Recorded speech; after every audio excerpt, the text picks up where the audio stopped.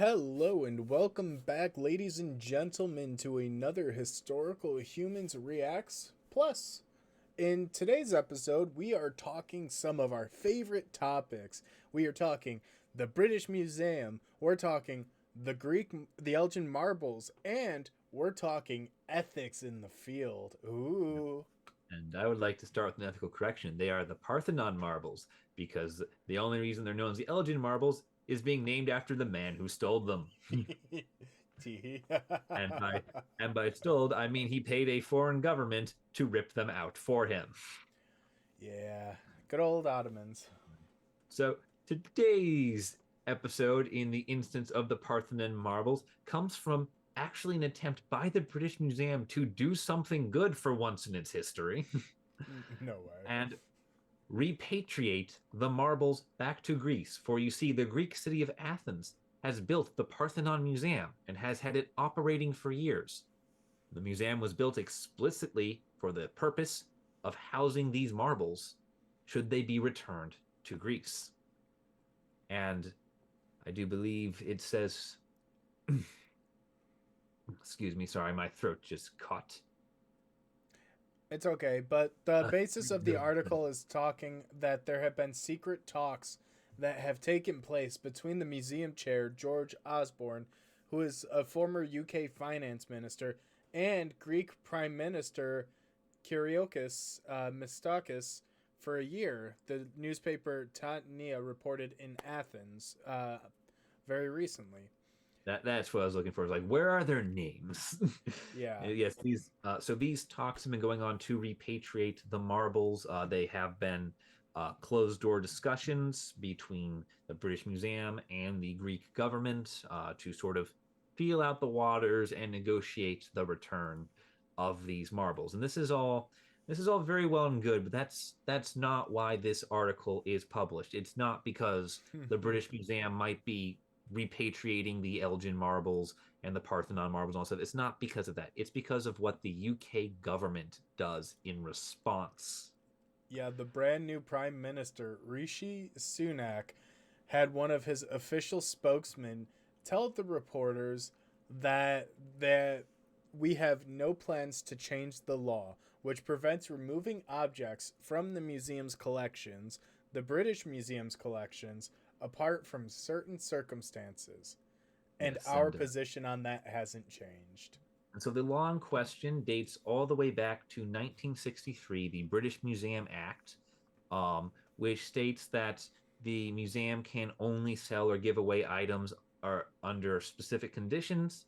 Um, those conditions being primarily if the trustees decide that an object is unfit to be retained in collections and can be disposed of without detriment to the environment. So basically, your options for getting something out of the British Museum are keep it there or destroy it.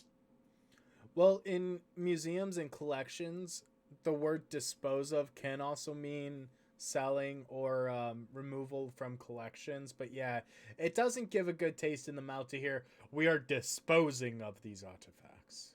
Yes, yes, and a big concern appears to be from the British government any perceived admission of guilt that comes from the term repatriation or the act of repatriation. Um, evidently they are more concerned with that than they are with actually allowing this process, which the museum seems to want to happen, actually go through, and that's just deeply disappointing. I mean, I know it's England, and I know their track record on respecting the rights of others, but this is kind of a new low, especially when it's the British Museum wanting to repatriate. Yeah, it's a really terrible story, and it's something that every single institution, no matter whether it's a museum, an archive, has to deal with some level of what should be repatriated because a lot of artifacts, a lot of artifacts were collected under auspicious circumstances, usually from invading armies. I would say inauspicious. Inauspicious. Yeah, because auspicious means something that is grand and gloried, and inauspicious is something shady. I mean, honestly, it's a bit of both. I mean, when the British came to town in their big old warships. Yeah, and it is true that the British government does have every right to have a say in how the British Museum is run. It is a government museum, but at the same time, it really just hurts to see the experts and the bureaucrats of the museum having a really progressive opinion and that being stomped on by the government because Because it's usually the it other way around. It's usually the old archaic person in charge of the museum refusing to relinquish yeah control. yeah and and one of the things too is just the removal of these objects from the British Museum. Well, they are a headline object for them. The British Museum displays approximately 80,000 objects at any given time out of a collection of over 8 million. It is not as if this museum lacks anything to show in their place. So, correct my math if I'm wrong, but that's what, like 8%? Or like, 80 or 1%? 80,000 out of 8 million is approximately 1% of the entire collection. So, yeah, They're not hurting. yeah, this museum will not be devastated by the loss of these artifacts. They are not a small institution. They are not putting everything forward, and it's just, um, So I think we should also briefly talk, since it is an ethical debate, one about Greece's standpoint. Greece holds the official standpoint that the marbles were stolen and has long campaigned for their return. yes, They, and since it was an invading army that sold them off, they don't view the sale as legitimate. well, it wasn't necessarily an invading army. The key here is that it was the occupying Ottoman Turkish government that had occupied Greece for a significant period of time prior to the sale, that sold them with, and the Ottomans governed without the consent of the Greek people and without the Greek people in positions of government.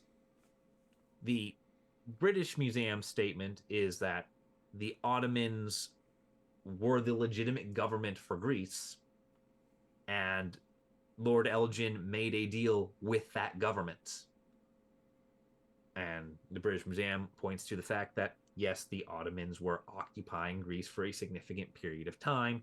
There was no other Greek government with which to treat. And that's kind of the impasse that both sides lay at.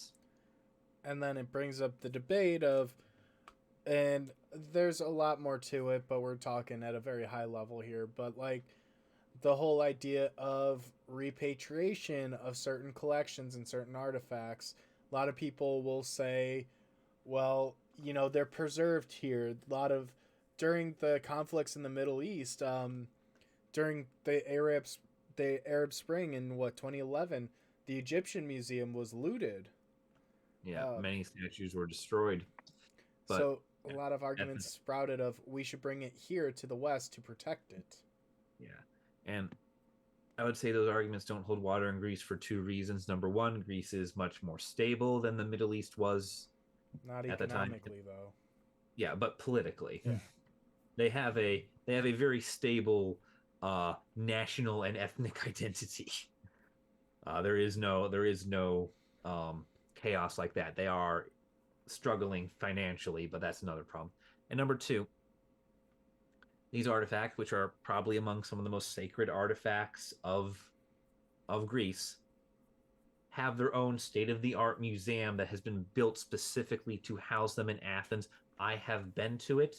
It is beautiful. I've also been to the British Museum, and I can tell you the display that the Parthenon Museum in Athens has for it far outclasses the British Museum, and that is, it's just like it's it's a better design, and it's just Well, that also ties into white saviorism, though. The whole idea of we'll protect it better than they will. It's yeah, not no, our heritage. And I like how the British Museum uses the Greece has the better. terminology that it shares our common history. Yeah, Or it tells a unique story of our common humanity. that's the British Museum. I know, I said, the museum said that. Sorry, yeah. That it's just it's very peculiar We've talked wording about. when you realize that most of their collection is looted. Well, the key there is their common histories. They're talking about, in the broader sense, I believe, Western history, which begins with ancient Greece, the culture that made these marbles, and that is their big issue. Even though again, the Parthenon Museum has such a better design to house these marbles, and such a better location too. I mean, you can't see the actual Acropolis from the British Museum. And on that terrible bombshell, thank you guys for watching today's episode. If you Justin, like you the can't say that terrible bombshell when referring to the Parthenon, the Venetians.